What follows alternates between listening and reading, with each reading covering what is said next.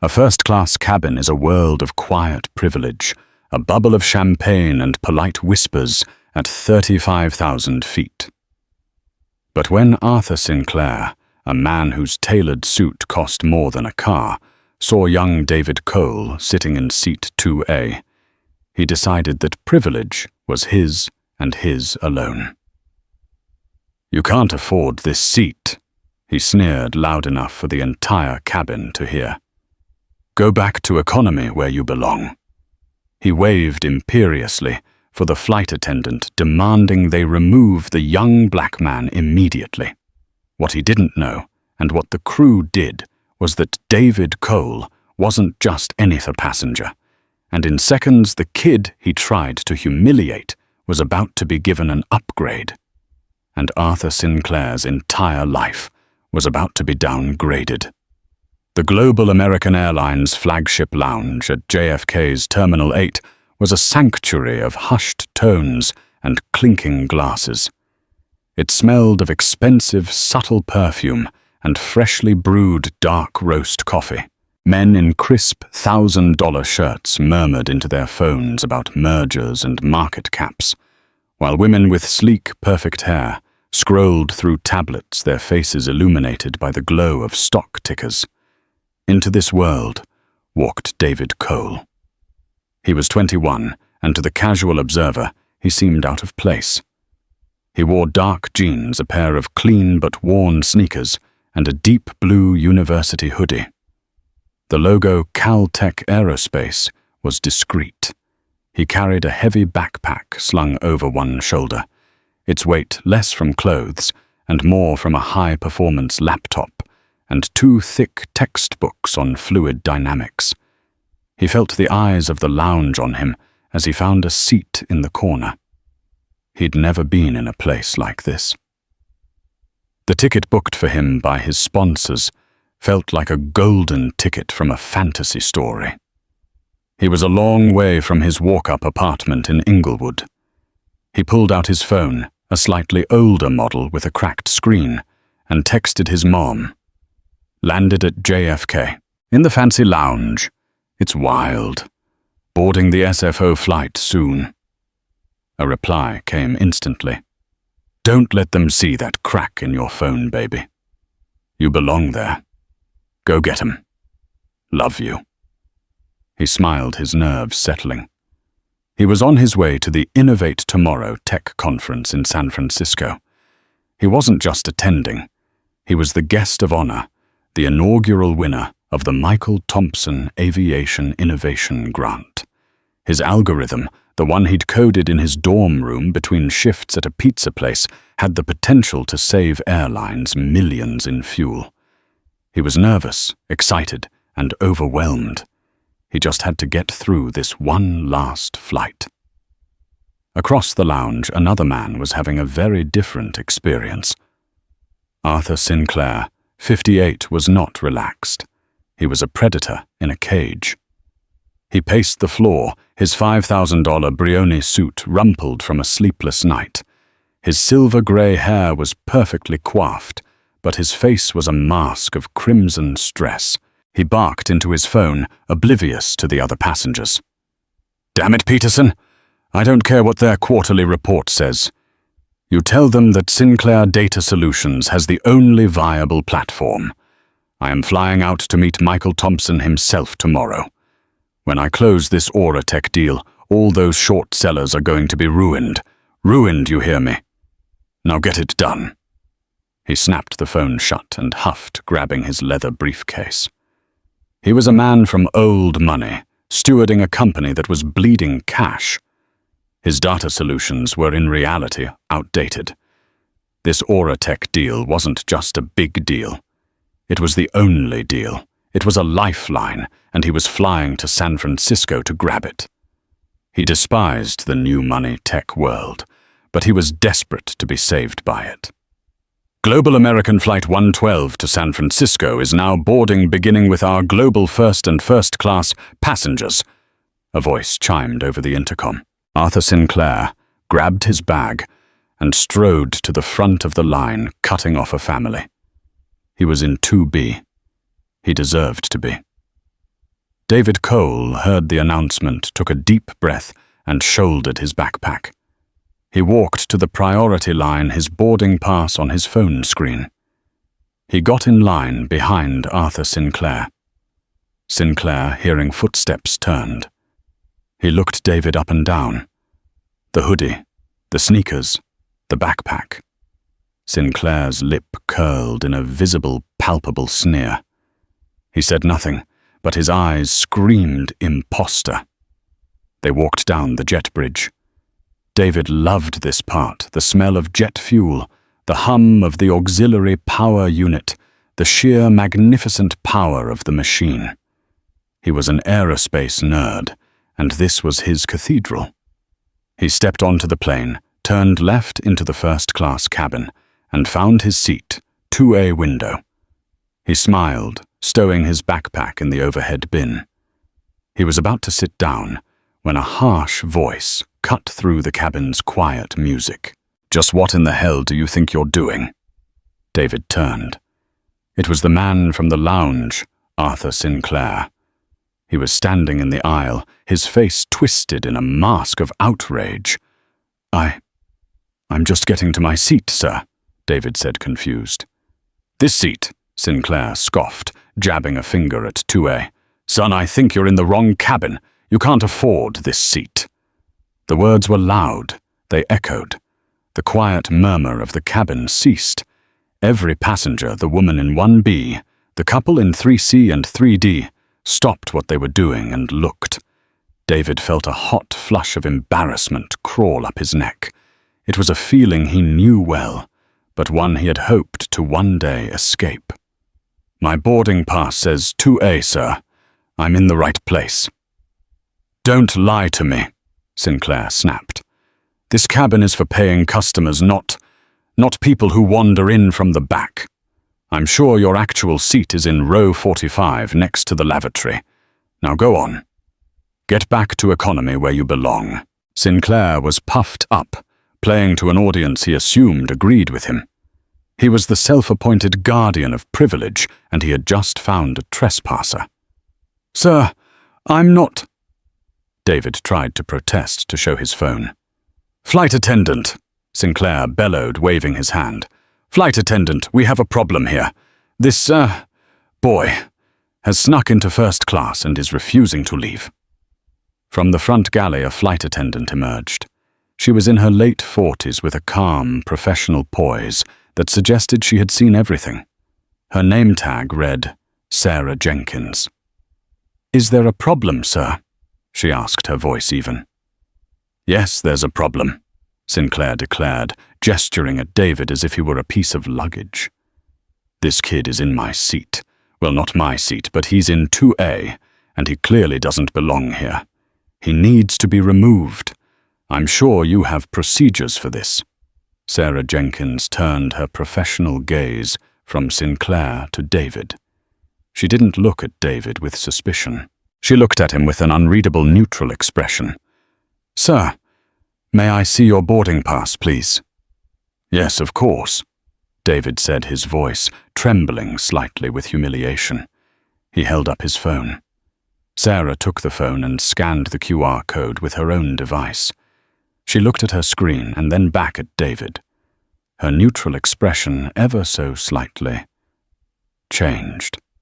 A flicker of recognition, a small, almost imperceptible softening of her eyes. "Ah," she said, her voice clear and carrying through the silent cabin. "Mr. Cole, of course. We've been expecting you." She handed the phone back to David. "Welcome aboard, Mr. Cole. I do apologize for the confusion." Then she turned to Arthur Sinclair. The temperature in the cabin seemed to drop 10 degrees. "Mr. Cole," she said, her voice sharp and precise, "is exactly where he is supposed to be. Seat 2A is his assigned seat, which he is more than entitled to." Sinclair's jaw dropped. But look at him, he's in a sweatshirt." "Our dress code is dressed, sir," Sarah replied, her voice laced with ice. "Which Mr. Cole is. You, on the other hand, are causing a disturbance and delaying our boarding." "I am a Platinum Medallion member. I fly this route every week," Sinclair sputtered, his face turning from red to a blotchy purple. "This is outrageous." Before he could continue his tirade, another flight attendant, this one from the Global First cabin, the ultra-exclusive curtained-off section at the very front of the plane, slipped through the partition. She leaned in and spoke quietly to Sarah, but David and Sinclair could both hear her. "Ms. Jenkins, we have 1A ready for him. The captain just sent word. He'd like to meet him if he has a moment." Sarah's professional smile turned into a genuine warm one. She turned back to David, completely ignoring the fuming man in the aisle. "Actually, Mr. Cole, it seems we have a small change of plans for you," she said, her voice full of warmth. "We're moving you up." David blinked. "Moving me?" "Yes, you're our guest of honor on today's flight. We have seat 1A reserved for you in Global First. It's a bit more private." She gestured toward the exclusive curtained-off cabin. The seats in there weren't just seats. They were pods. Suites. David was speechless. "Oh, thank you. That's really not necessary." "Nonsense," Sarah said, picking up David's backpack, which he had dropped in his shock. "It's the least we can do. Please, right this way." She personally escorted David Cole, in his hoodie and sneakers, past the astonished face of Arthur Sinclair, past the front row, and through the curtain into the quiet, rarefied air of the most expensive cabin on the plane. Arthur Sinclair was left standing in the aisle. Every other first-class passenger was staring at him, not with admiration, but with a mix of pity and disgust. He had tried to humiliate a kid who, it turned out, was more important than he was. He slumped into his seat, 2B the aisle seat, defeated and furious. He yanked the seatbelt, pulling it so tight it dug into his waist. The cabin door closed. The kid was in a private suite being offered pre-departure champagne. Arthur Sinclair was in 2B, stewing in a puddle of his own public humiliation, and the flight hadn't even taken off. The 6-hour flight to San Francisco was, for Arthur Sinclair, an eternity in a pressurized tube of his own making. He sat in 2B, his legs cramped, or so he told himself, though the first-class legroom was ample and his mind racing. He was a man who defined himself by a rigid, predictable hierarchy. He was on top, and people like David Cole were on the bottom. It was the natural order of things. This flight, however, had inverted his universe. The kid was a guest of honor. The crew was expecting him. What did that even mean? He pulled out his phone and paid the exorbitant $40 fee for the in-flight Wi-Fi. It was slow, barely usable, but he needed to know. He typed David Cole into a search engine. The results were a frustrating, useless flood. There were thousands of David Coles, athletes, musicians, lawyers. None of them matched the kid in the hoodie. He added Caltech. That narrowed it down. He found a university page, a small bio. David Cole, Junior Department of Aerospace. Dean's List. Focus on computational fluid dynamics. It meant nothing to him. A smart college kid. College kid. So what? Why would that get him a free upgrade to a $10,000 seat? He scrolled further. He found a press release from a month ago. Caltech Junior wins inaugural innovation grant. He read the first line. Caltech undergraduate David Cole has been named the first ever recipient of the Michael Thompson Aviation Innovation Grant, sponsored by Auratech. Arthur Sinclair's blood ran cold. Michael Thompson, Auratech. He reread the name, his heart hammering against his ribs. It couldn't be. It had to be a coincidence. Michael Thompson was the man he was flying to see, the CEO whose signature he needed to save his company from collapsing into a pile of debt and disgrace. This kid was connected to him. Sinclair's mind immediately jumped to the worst possible conclusion. He was being tested. This was some elaborate, perverse corporate game. Thompson had put the kid on the plane to see how he, Arthur Sinclair, would react. No, that's insane, he told himself, rubbing his temples. The man's a CEO, not a Bond villain. But the paranoia had taken root. He, Arthur Sinclair, had just publicly, loudly, and obnoxiously humiliated the personal protege of the man who held his entire future in his hands. He tried to rationalize. The kid was just a scholarship winner. Thompson probably didn't even know his name, just signed a check for the PR. This was fine. It was all fine. He just had to be charming professional. He had to close the deal. He signaled for Sarah, the flight attendant. She appeared instantly, her professional mask back in place. "Yes, Mr. Sinclair." "Can I get you something?" He tried to deploy the charm that had decades ago worked for him. "Ms. Jenkins, is it? Listen, I believe I got off on the wrong foot earlier. A little travel stress, you understand." "I understand perfectly, sir," she said, her voice flat. "What can I get for you?" "That young man," he said, trying to sound casual, gesturing vaguely toward the front curtain. "Mr. Cole, he's part of some airline program, is he? A diversity initiative, perhaps?" Sarah Jenkins's smile didn't waver, but it became distinctly non-friendly. "Mr. Cole is a valued guest of Global American, sir.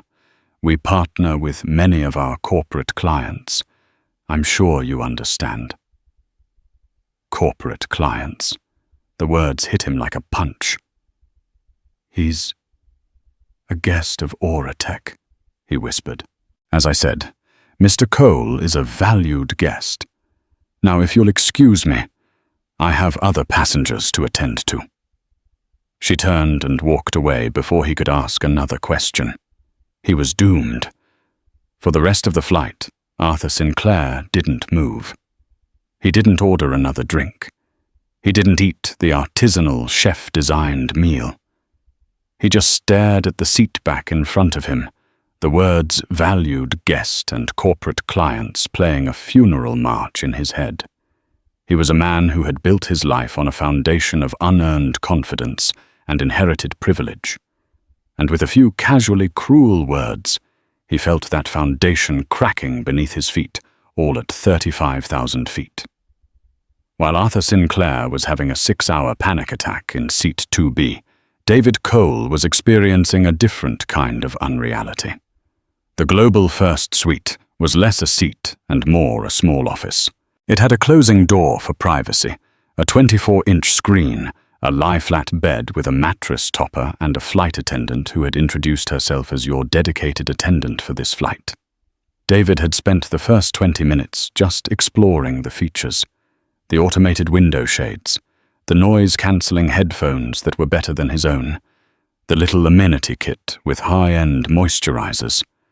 He felt a pang of guilt thinking of his mom working a double shift at the hospital. He ate the 5-course meal, each plate presented to him with a quiet, "Enjoy, Mr. Cole." He had braised short rib and a small cheese plate, and he drank ginger ale from a heavy crystal glass. But the luxury wasn't what mattered. What mattered was the quiet. For the first time in what felt like his entire life, the constant background noise of striving had stopped. He wasn't worried about his next meal, his next tuition payment, or whether he'd get enough sleep before his lab shift. He was just floating. He opened his backpack and pulled out his laptop. He looked at the algorithm he'd written. It was, he thought, beautiful. It took in terabytes of atmospheric data, wind shear reports and ATC traffic, and in seconds it plotted a flight path that wasn't just the shortest or the fastest, but the most efficient, down to the kilogram of fuel.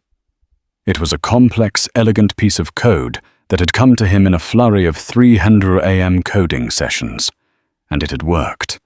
The Michael Thompson Aviation Innovation Grant wasn't just a scholarship, it was a king-making. Michael Thompson, the CEO of Auratech, was a legend. He was a self-made billionaire who had started by coding in his own garage. He was also a passionate, licensed pilot. The grant wasn't some PR stunt. It was his personal passion project. The prize included a $100,000 grant, a paid internship at Auratech's legendary R&D lab, and most importantly, personal mentorship from Thompson himself. The airline's guest of honor treatment suddenly made sense. Auratech was one of global Americans' biggest corporate accounts. They spent hundreds of millions on travel. By honoring David, the airline was honoring Thompson. The flight captain himself had come by, a man with silver hair and kind eyes. Captain Evans. "Mr. Cole, a real pleasure to have you on board," he'd said, shaking David's hand. "We've been reading about your optimization algorithm. The ops team is very excited. We're all flying smarter because of minds like yours." David had blushed. "Thank you, sir. I just love planes." "We all do, son. We all do." Now, in the quiet of his suite, David reflected on the incident with Sinclair. The sting was still there. You can't afford this seat. Go back to economy where you belong. It was the same story, different words. The security guard following him in a high-end store. The professor who, accidentally, lost his midterm. The woman who clutched her purse when he stepped into the elevator. He was used to it. But he had always believed that one day his achievements would speak for him, that he would reach a level where the hoodie and the skin color didn't matter, only the mind. Today had proven him wrong. The man hadn't seen a Caltech scholar, a brilliant innovator, or even just a fellow passenger. He had seen a kid who didn't belong. But then the crew had stepped in. The captain had come by. He was in a seat that cost more than his mom's car. He looked out the window. The sun was setting over the vast, wrinkled landscape of the American West. The sky was a brilliant, impossible gradient of orange-purple and deep indigo. A new feeling settled over him, one that was stronger than the embarrassment. It was a cold, hard resolve. Sinclair was wrong. David did belong. He'd earned this. Not the fancy seat, but the respect. And he would never, ever let a man like that make him feel small again. He put away his laptop. He reclined his seat into a fully flat bed, pulled the soft duvet over him, and for the first time on an airplane, he fell sound asleep. The plane touched down at San Francisco International Airport with the gentle bump of a perfect landing. As a global first passenger, David was the first person off the plane. He shouldered his backpack, thanked Sarah and the rest of the crew, and stepped onto the jet bridge. A global American gate agent was waiting for him holding a sign with his name on it. "Mr. Cole, welcome to San Francisco. I'm here to escort you through to baggage claim and ensure your car service is waiting." "Oh," David said, stunned by the level of service. "Thank you. That's amazing." Back in the first-class cabin, Arthur Sinclair was wresting his heavy briefcase from the overhead bin, his suit jacket now hopelessly creased. He had to stand in the aisle and wait, as David was personally greeted like a head of state. He watched the kid walk off, escorted, and his stomach clenched with a toxic mix of envy and dread. He finally deplaned and hurried through the terminal, his mind racing. He had to get to his hotel. He had to reread his pitch. He had to find a way to fix this. He arrived at the chaotic baggage claim, a mess of people and noise. He found the carousel for Flight 112 and stood tapping his foot impatiently. His phone buzzed. It was an email from Michael Thompson's assistant. Subject: tomorrow's meeting. Mr. Sinclair confirming your 11:00 a.m. presentation. Please be aware Mr. Thompson has a hard stop at 11:45 a.m. as he is hosting the awards luncheon. Please be prompt and concise. Concise. They were already managing his time. This was bad. Then he saw him. David Cole was standing just a few feet away, also waiting for his bag, talking happily on his phone. Yeah, Mom, I'm here. The flight was incredible. No, I'll tell you about it later. Yes, I'll make sure to eat. Massima. Sinclair stared. He felt an irrational urge to go over to. What apologize, justify? He didn't know. He just knew this kid was at the center of his impending doom. As he was contemplating this, another man, older with a kind face and wearing a simple, expensive-looking blazer, walked up to David. Sinclair had seen him on the plane. He was in 3C right behind him. He'd seen the whole thing. "Excuse me, son," the man said. David finished his call. "Oh, yes, sir. I was on the flight with you. I was in 3C. My name is Robert Steinberg," the man said, extending his hand. "I just wanted to say I was appalled by that other gentleman's behavior. It was disgusting, and I wanted to let you know that you handled yourself with a level of grace that I frankly found astonishing." David blushed. "Thank you, sir. That's very kind of you. I appreciate that." "Not at all." Steinberg said, his eyes warm. "Some people, well, their suits are expensive, but their character is cheap. I'm heading to the Innovate Tomorrow conference myself. I find it's always the most exciting event of the year." "Me too," David said, his face lighting up. I'm a speaker." "Oh, truly?" Steinberg asked, impressed. "What's your topic?" "It's not really a topic," David said, rubbing the back of his neck. I'm the recipient of the Thompson Innovation Grant." Robert Steinberg's face burst into a wide grin. He clapped David on the shoulder. "David, you're David Cole." "My goodness. Michael hasn't stopped talking about you for a month.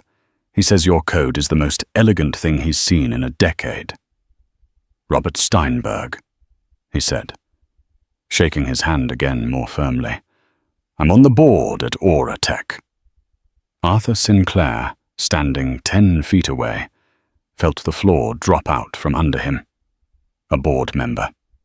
He had just watched a board member of Auratech congratulate the kid he'd tried to have thrown off the plane. David was equally stunned. "A board member, sir. It's an honor to meet you." "The honor is all mine, David," Steinberg said. "Listen, that man from the plane, the one in 2B. Don't you worry about him. Some people just never learn. Now I see your bag. Let me help you with that.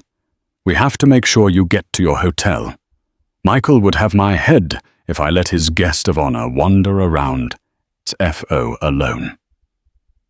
As Steinberg and David chatted like old friends, grabbing their luggage and heading for the exit, Arthur Sinclair was left standing by the carousel, which had now stopped spinning. His bag, a black Toomey, circled all alone.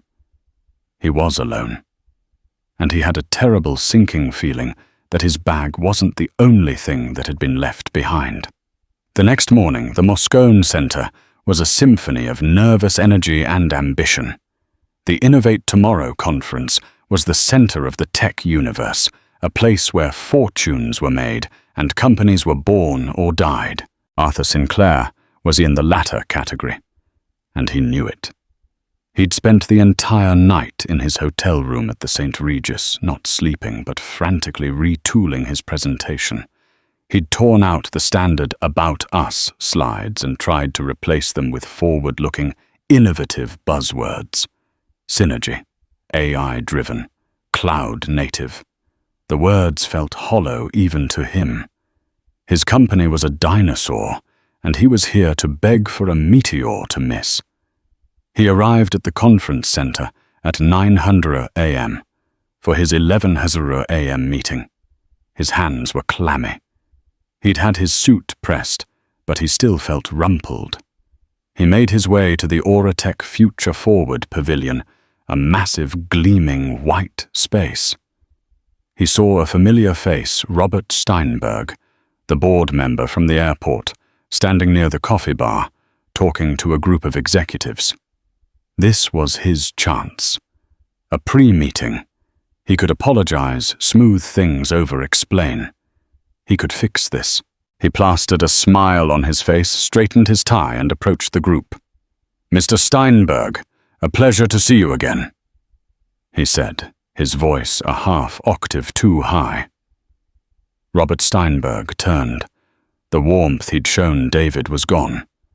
His eyes were flat cold. "Miss Sinclair," he said. The executives he was with fell silent, sensing the tension. "Arthur Sinclair, Sinclair Data Solutions," Arthur said, extending a hand that was not taken. "I believe we were on the same flight from JFK yesterday. I have a presentation for Michael Thompson in just a little while." "I remember," Steinberg said. "I remember it vividly." The silence stretched. It was brutal. "Mr. Steinberg," Sinclair stammered, his smile faltering. I'm afraid the stress of travel. I may have been curt. I wanted to apologize if my behavior caused any offense." Steinberg looked at him not with anger, but with a kind of detached pity. "Mr. Sinclair, curt is what you are to a waiter who brings you the wrong wine. What you were on that plane was something else entirely." "It was a misunderstanding," Sinclair insisted, his voice rising in panic. "I didn't realize who he was." This was, he realized instantly, the worst possible thing he could have said. Steinberg's eyes narrowed. "Ah, I see. So if Mr. Cole had been just a regular person who had saved up for a first-class ticket, your behavior would have been acceptable. It's only a misunderstanding because he turned out to be connected to Michael Thompson." "No, that's not. I mean..." Sinclair was unraveling. Steinberg shook his head, a look of profound disappointment on his face. "Auratech is a company that bets on people, on talent. We believe it can come from anywhere. We don't care what our innovators look like. We care what they think." He leaned in, his voice dropping to a harsh whisper. "The young man you tried to throw off that plane. His algorithm is currently being implemented in our entire logistics chain. It's projected to save us $90 million. $90 million in its first year." Sinclair felt like he'd been punched in the gut. "Your meeting with Michael is in an hour," Steinberg said, his voice returning to a normal, dismissive volume. "I wouldn't want you to be late. Good luck with your presentation, Mr. Sinclair." Steinberg turned his back, rejoining his conversation as if Arthur Sinclair had simply evaporated. Arthur stood there frozen in the middle of the pavilion. The blood had drained from his face. He was no longer here to close a deal. He was a dead man walking. The main hall of the Moscone Center was a cavern of blue-lit hype. Thousands of people, a sea of lanyards, ambitious faces, and expensive casual blazers buzzed with the collective energy of 1,000 networking events compressed into one. Arthur Sinclair was not part of this. His guest pass a different color from the VIP and all-access passes he saw everywhere, felt like a scarlet letter. It had relegated him to the general admission seats, 20 rows back, stuck behind a wide, concrete support pillar that partially insultingly obscured his view of the massive stage. His 11:00 a.m. meeting, he'd been informed by a curt, impersonal email from a low-level assistant, was pushed. It would now be after the awards luncheon and keynote. He was being held in a purgatory of his own making. He was forced to sit in the crowd like a common spectator and wait. He kept checking his phone, a nervous, repetitive tick. No new emails, no reprieve, no call from his contact in Thompson's office. A tiny, idiotic part of his brain, the part that had coasted on privilege his entire life, kept whispering, "It's fine. It's just a scheduling conflict. Thompson is a busy man. The deal is sound. They need my data." But the larger, colder part of him, the part that had been paralyzed in seat 2B, knew the truth. This was not a delay. This was a slow-motion execution. He was being forced to sit in the public square and watch the guillotine being assembled piece by piece. The lights went down with a dramatic whoosh. The chatter of 10,000 people ceased instantly. A video played all soaring music, sleek data streams, and smiling diverse faces collaborating in bright open-plan offices that looked more like college campuses. It was everything his company, with its drab cubicles and aging legacy code, was not. Then the host walked on stage. "Welcome, innovators, to the Innovate Tomorrow conference. We are here to celebrate the future. And to kick us off, please welcome a man who is not just building that future, but financing it. The CEO of Auratech, Mr. Michael Thompson." The crowd surged to its feet, the applause deafening. Michael Thompson didn't just walk on stage. He bounded, radiating an energy that filled the massive space. He was not the stuffy, older executive Sinclair was used to dealing with. He was in his late 40s, wearing dark, expensive-looking jeans, immaculate white sneakers that probably cost more than Sinclair's dress shoes, and a custom-tailored blazer over a simple T-shirt. He looked like he'd just parked his Tesla after a morning of surfing. He was the new world. He spoke for 20 minutes, pacing the stage with a wireless mic, his voice full of infectious passion. He talked about innovation, not as a product, but as a human endeavor. "For too long," he said, his voice dropping, slightly becoming confessional. "The tech world, my world, has been an echo chamber. We've funded the same people from the same schools with the same backgrounds. And you know what we get? The same ideas. We get a faster way to order a pizza, but we don't solve the real problems." Arthur Sinclair, peering around his pillar, felt a bead of sweat trace a cold path down his temple. His entire pitch was, in essence, a faster way to process old, obsolete data. "Auratech," Thompson continued, his voice rising again, "is changing that. We're not just looking for the next hot app. We're looking for the spark, the real, undeniable spark of genius. And we've made it our mission to find that spark, especially in the places no one else is bothering to look." Sinclair sank lower in his seat, the cheap plastic of the chair digging into his back. He knew with the certainty of a condemned man what was coming next. "Which brings me," Thompson said, his face breaking into a huge, genuine grin, "to my absolute favorite part of the day. Auratech is a giant company, but we are nothing without the next generation.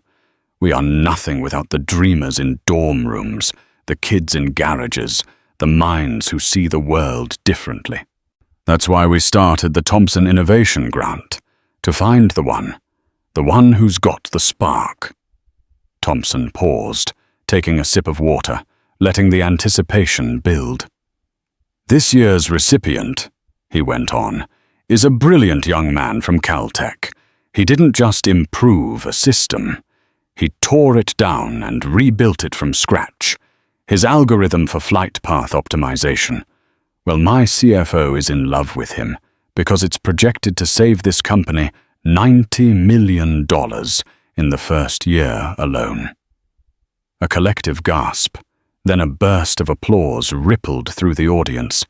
Sinclair felt lightheaded, the number echoing in his brain. 90 million. "He is quite simply the real deal," Thompson said. "But here's the best part. He's not from a dynasty of engineers. He's a kid from Inglewood who taught himself to code by reverse engineering video games because his family couldn't afford a computer science camp. He's everything this company stands for. Please join me in welcoming to the stage the winner of the inaugural Thompson Innovation Grant, Mr. David Cole." The hall exploded, the music swelled, and on the 50-foot-tall screens flanking the stage, David Cole's face appeared. A professional, smiling headshot. Sinclair made a small, choking sound, a gasp that was swallowed by the roar of the crowd. It was him. And from the side of the stage, David Cole walked out. This wasn't the kid from the plane. This wasn't a boy in a hoodie. This David Cole was wearing a sharp, perfectly tailored navy blue suit, a crisp white shirt, no tie. He looked confident, poised. He looked like he belonged there more than anyone else in the room. He walked straight to Michael Thompson and shook his hand, and the two of them, the self-made tech billionaire and the kid from Inglewood, stood side by side equals. From his seat behind the pillar, Arthur Sinclair watched his mouth as dry as dust.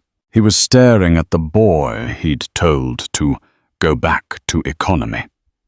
The boy who was now being celebrated by thousands, his image broadcast on a screen the size of a building, his hand being shaken by the most powerful man in the room.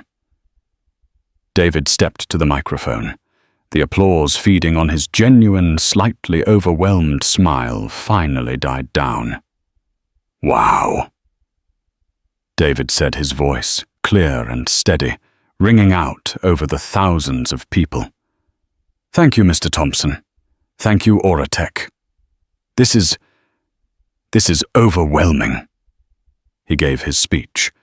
It wasn't long, but it was perfect. It was humble, but not self-deprecating. It was smart, but not arrogant. He thanked his mum, who he said was watching the live stream from the hospital where she's pulling a double shift. "Hi, Mum." The crowd laughed, a warm, supportive sound. He talked about his passion. I've always loved planes. I love the idea that we can build these beautiful heavy machines that defy gravity. This algorithm, it wasn't about the money. It was about making the flight just a little bit smarter, a little bit cleaner, a little bit more elegant. He paused and looked out over the massive crowd, his gaze sweeping the room. "A lot of people," he said, his voice resonating with quiet conviction. "Look at a problem and see a wall. I like to find the door. I believe that a good idea can come from anywhere and from anyone. All we need, is a chance to be heard." The standing ovation was immediate and thunderous. It rolled through the hall in a wave of genuine, heartfelt emotion. Michael Thompson didn't just clap. He put his arm around David's shoulders, raising his other hand in the air, a picture of pure, unadulterated pride. Arthur Sinclair didn't clap. He couldn't. His hands felt like lead. He just sat frozen, a forgotten man behind a concrete pillar, as the kid he'd dismissed, the kid he'd tried to humiliate, stood in a blinding white spotlight and owned the entire world. The show was over, but his nightmare was just beginning. An hour later, Arthur Sinclair was in a glass-walled conference room backstage. The room was a cold, sterile box of white and chrome, a striking contrast to the vibrant, energetic chaos of the conference floor outside. He'd been brought here by a young, grim-faced assistant who had simply said, "Mr. Thompson will see you here," and left him. He had been waiting for 23 minutes. He had spent the time pacing, wiping his damp palms on the legs of his expensive trousers, and rehearsing. He would be humble. He would be contrite. He would explain that the flight had been a moment of intense personal stress, a temporary lapse in judgment. He would praise David Cole's brilliance. He would pivot. He would focus on the deal, on the synergy. He could still save this. He had to. The door opened. Arthur snapped to attention, a desperate, prefabricated smile stretching his lips. The smile died instantly.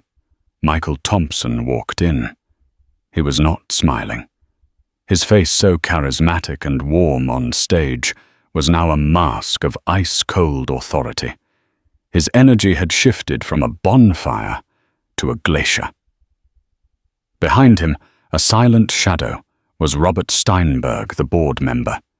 His presence was the final, terrible confirmation. This was not a negotiation. It was a sentencing. "Mr. Sinclair," Thompson said. He didn't offer his hand. He didn't offer a seat. He didn't even make eye contact, instead, looking at a spot on the wall just over Sinclair's shoulder. "I've reviewed your proposal for Sinclair Data Solutions." "Mr. Thompson." Sinclair began, his voice hoarse, and a full octave too high. "Michael, thank you for seeing me. I was so impressed by your keynote. Truly. And that young man, David Cole, just a remarkable story. A true credit to your grant program." Thompson cut him off, his voice dangerously quiet. "Robert Steinberg here was on your flight from New York yesterday." It was a statement, not a question. It was the sound of a trap springing shut. Sinclair's face, which he'd been trying to force into a pleasant expression, went white and slack. Yes, he was. And as I was just explaining to him earlier, it was a terrible misunderstanding. The stress of travel, you know. I didn't realize. I'm planning to find the young man and apologize personally." "You didn't realize?" Thompson repeated, his voice silky smooth and laced with venom. He finally looked at Sinclair, and his eyes were like blue fire. "You didn't realize that he was brilliant, that he was important, that he was my guest?" If I had known who he was," Sinclair stammered, "I never would have—" "That is the problem." Thompson didn't shout, but his voice cracked through the room with such force that Sinclair physically recoiled as if he'd been struck. "That's the problem," Thompson repeated. Stepping closer, his hands clenched at his sides. "That is the single defining fatal problem. You think your behavior has a dollar value cutoff. You think prejudice is fine as long as you're only directing it at a nobody. You're not just a bad person, Mr. Sinclair. You're a bad businessman." "Now wait," Sinclair protested weakly. "My business. Your business is thinking," Thompson shot back. "You're in the data business.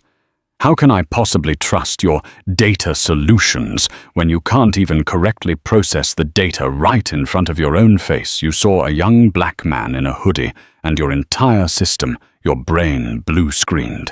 You didn't see a Caltech innovator. You didn't see a $90 million a year asset. You saw a threat that needed to be put back in his place. You are a bad processor, Mr. Sinclair. Your company is a reflection of its leadership. It's slow-biased and stuck in the past." Robert Steinberg, who had been silent, finally spoke. His voice layered with the disappointment of a man who has seen it all. "Arthur, we on the board value judgment above all else. Your proposal, frankly, it's 20 years old. Your tech is a relic. This deal was your last and only hope. And you lit it on fire. You burned your entire company to the ground, all because you couldn't stand to see a young man who looked different from you sitting in a nice chair." "Please," Sinclair whispered. The words were all he had left. His legs were shaking. "Mr. Thompson, Michael, my company, my father's company. It will be ruined. It will go under. This is my father's legacy." Thompson looked at him, and for a moment Sinclair saw a flicker of nothing. Not pity, not anger, just a cold, final assessment. "Yes," Thompson said simply, "it will." He walked over to the sleek white table where Sinclair's bound proposal sat. It was thick, professional, the product of a $10,000 print job. He picked it up. "Sinclair Data Solutions, established 1978. He read from the cover. He idly flipped a page. "This is a balance sheet. You're bleeding. You're leveraged to the hilt. You haven't turned a real profit in 3 years. You're not here to partner, Arthur. You're here for a handout. The very same thing you were so terrified David Cole had." He walked to the corner of the room to the elegant built-in waste receptacle and dropped the glossy 50-page proposal into it. It landed with a dull, final thud. "Auratech will not be doing business with Sinclair Data Solutions. Not today. Not ever. We are done here." Thompson turned to leave. He paused at the door as if a final thought had struck him. "Oh," he said, his voice now utterly flat, as if speaking to a stranger.